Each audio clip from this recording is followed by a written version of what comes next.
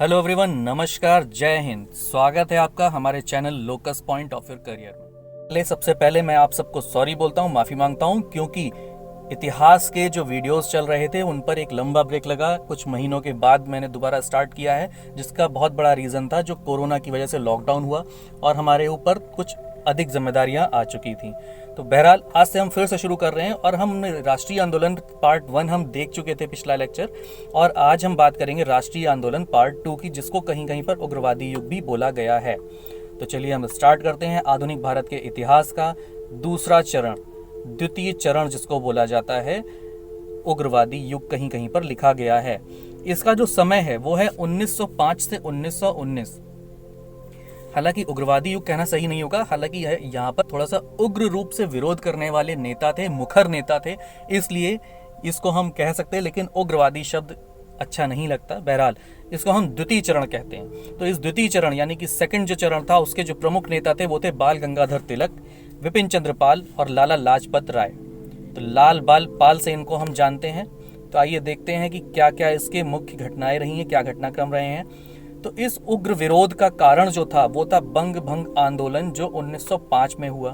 अब ये बंग भंग आंदोलन था क्या? तो बंग भंग यानी बंगाल के विभाजन का आदेश 20 जुलाई 1905 को लॉर्ड कर्जन के द्वारा, जो उस समय वायसराय रहा था, उसने दिया था। इसके बाद 7 अगस्त 1905 को बंग भंग विरोधी आंदोलन प्रारंभ हो गया, यानी कि बंगाल का जो विभाजन किया गया, इस आदेश के विरुद्ध में आंदोलन आरंभ हो गया था। 16 अक्टूबर को 1905 16 अक्टूबर को विभाजन का आदेश लागू हो गया, जिसकी वजह से सारे के सारे बंगाल में इस दिन को शोक दिवस के रूप में मनाया गया था। और रविन्द्रनाथ टैगोर ने आह्वान करके इसको राखी दिवस के रूप में मनवाया था। उन्होंने दूसरे तरीके से इसका विरोध दर्ज करवाया था। बंगाल विभाजन के पीछे का जो कारण था वो था हिंदू मुस्लिम एकता, हिंदू मुस्लिम सौहार्द को देखकर अंग्रेज जो थे वो डरे हुए थे, क्योंकि एकता उस समय बहुत अच्छी थी, बंगाल में एकता बहुत अच्छी थी। वर्तमान के हालात तो कुछ और हैं, लेकिन उस समय हिंदू मुस्लिम एकता बहुत अच्छी थी बंगाल में, और अंग्रेज सशंकित हो गए थे, जिसकी वजह से उन्होंने ये चाल चली और फूट डालो राज करो की अपनी जो राजनीति थी, उनकी नीति थी, उसके तहत एक मुस्लिम बाहुल्य क्षेत्र बनाने का एक उन्होंने निश्चय किया और बंगाल को पूर्वी बंगाल और पश्चिमी बंगाल में बांट दिया। पूर्वी बंगाल और असम को मिलाकर के एक राज्य बना दिया गया और उसकी राजधानी ढाका रखी गई। कहीं ना कहीं वही आगे चल करके वही टुकड़ा आज बांग्लादेश बना हुआ है, और इसीलिए जो भारत में बंगाल है हम उसको वेस्ट बंगाल बोलते हैं। तो अब कुछ जो इसके रीज़न है वो भी देखिए, इसके आगे की जो चीज़ें हुई।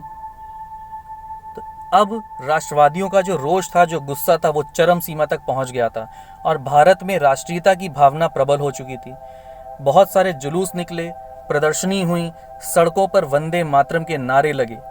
साथ ही साथ सरकार ने जब ये देखा, जो ब्रिटिश सरकार थी, तो उसने दमन चक्र चलाया, लोगों को गिरफ्तार करना चालू कर दिया, जेल में डालना चालू कर दिया और सांप्रदायिक मतभेद फैलाने चालू करके दंगे करवाने शुरू कर दिए।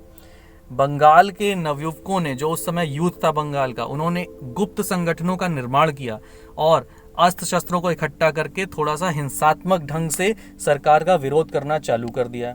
अब जो भी राजनीतिक कार्यक्रम होते थे उसमें विदेशी वस्त्रों को जलाना, विदेशी वस्तुओं के दुकानों पर धरना देना, इस तरह की चीजें एक सामान्य अंग बन चुकी थी। बात करते हैं अब कांग्रेस के जो मुख्य अधिवेशन हुए हैं इस दौरान, इस पूरे कालखंड में द्वितीय चरण में जो कांग्रेस के मुख्य अधिवेशन हुए हैं। तो इन अधिवेशनों में से जो सबसे पहले 1906 का अधिवेशन हुआ है वो था कलकत्ता अधिवेशन। जी हाँ, ये कलकत्ता में हुआ था और इसकी अध्यक्षता दादा भाई नौरोजी ने की थी। इस दौरान कांग्रेस द्वारा स्वराज की मांग पहली बार की गई इस अधिवेशन में। 1907 में जो कांग्रेस का अधिवेशन हुआ, उस अधिवेशन को सूरत में किया गया था। सूरत में हुआ था ये अधिवेशन, जो कांग्रेस का 23वां अधिवेशन था। यहाँ पर कांग्रेस का विभाजन हुआ, ये याद रखिएगा। 1907 में सूरत अधिवेशन में कांग्रेस का विभाजन हुआ था नरम दल और गरम दल में। इसका कारण क्या था? तो यहाँ पर इस अधिवेशन की अध्यक्षता को लेकर के दो गुट बन गए थे, जिनके दो अलग अलग मत थे।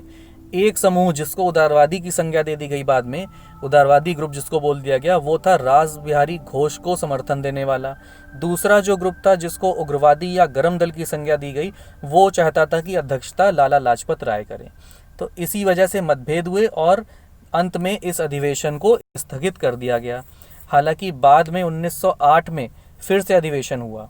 ध्यान देने वाली बात यह है कि दादा भाई नौरोजी और नेहरू जी तीनों ने 3-3 बार कांग्रेस के अधिवेशनों की अध्यक्षता की है।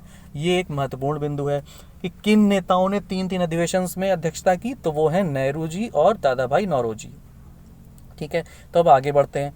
अब हम आते हैं 1908 पर। तो 1908 में दोबारा फिर से अधिवेशन हुआ, जो हुआ मद्रास में, और इस बार अध्यक्षता की रासबिहारी घोष ने, और इसी अधिवेशन में कांग्रेस का निर्माण प्रारंभ हुआ। याद रखिएगा, हम केवल उन अधिवेशन की यहाँ पर बात कर रहे हैं जिनमें कुछ मुख्य चीज़ें हुई हैं, कोई मुख्य घटनाओं से वो संबंधित है। तो 1908 में कांग्रेस संविधान का निर्माण हुआ। अब देखिए आगे बढ़ते हैं, तो इसके बाद के सालों में जो अधिवेशन हुए उनको भी देखते हैं। तो जो आगे के जो अधिवेशन हुए हैं उनमें 1909 में जो अधिवेशन हुआ वो था लाहौर अधिवेशन।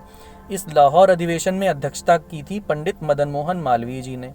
साथ ही साथ इस समय का एक जो अन्य एक महत्वपूर्ण घटना है, वो घटना भी आपको चलिए बताते हैं। वो घटना है कि इसी समय से सांप्रदायिकता की शुरुआत हो चुकी थी। जी हाँ, वो कैसे हुई थी आइए देखते हैं। लॉर्ड मिंटो के उकसाने पर आगा खां ने नेतृत्व किया और मुसलमानों का एक शिष्टमंडल बनाया, जिसने जाकर के वायसराय से मुसलमानों के जातीय प्रतिनिधित्व की मांग की। ये पूरा राजनीतिक प्रलोभन में किया गया था। लॉर्ड मिंटो ने, क्योंकि वो खुद ही उकसाने वाला था, तो लॉर्ड मिंटो ने उनकी मांगों को पूरा करने का आश्वासन दे दिया, और इस तरह से 1906 में मुस्लिम लीग की स्थापना हो गई। जी हाँ, इसकी स्थापना सलीमुल्लाह और आगा खां के द्वारा ढाका में की गई, जिसने बाद में पृथक निर्वाचक मंडल की मांगों को दोहराया था 1909 में। तो यहाँ पर सांप्रदायिकता की शुरुआत इसीलिए 1909 में बोला जा रहा है, क्योंकि इस मुस्लिम लीग के द्वारा पृथक निर्वाचक मंडल की मांग की गई। तो मार्ले मिंटो अधिनियम लाया गया, जिसको मार्ले मिंटो सुधार का नाम दिया था अंग्रेजों ने। ये था क्या? ये उस समय के वायसराय लॉर्ड मिंटो और भारत सचिव मार्ले द्वारा लाया गया था। इसमें सांप्रदायिकता के आधार पर निर्वाचन में मुस्लिमों को आरक्षण का अधिकार दिया गया था, जिसका एकमात्र जो उद्देश्य था वो हिंदू मुस्लिम मतभेद कराने का था। तो बंग भंग के बाद ये दूसरी घटना थी जिसने सांप्रदायिकता को बढ़ावा दिया और बहुत आगे तक बढ़ावा दिया। इसके बाद 1911 का अधिवेशन महत्वपूर्ण हो जाता है। तो 1911 का जो अधिवेशन हुआ वो फिर से हुआ कलकत्ता में। ये 27वां अधिवेशन था कांग्रेस का, और इसकी अध्यक्षता की थी पंडित बिशन नारायण धर ने। और इस अधिवेशन में पहली बार जन गण मन गाया गया, जिसको लिखा था रविन्द्रनाथ टैगोर ने। अब ये क्यों गाया गया, आइए इसे जानते हैं। तो 1911 का जो समय था, उसी समय दिल्ली दरबार का आयोजन किया गया। 12 दिसंबर 1911 को दिल्ली दरबार का आयोजन हुआ। उस वक्त जॉर्ज पंचम और उनकी पत्नी महारानी मैरी भारत भ्रमण पर आए हुए थे। ये जो समय था दिल्ली दरबार, इसका पर्पस जो था, उद्देश्य जो था, इस समय पर नई ताजपोशी की जाती थी और जो नए उपनिवेश थे वहाँ पर उत्सव मनाए जाते थे।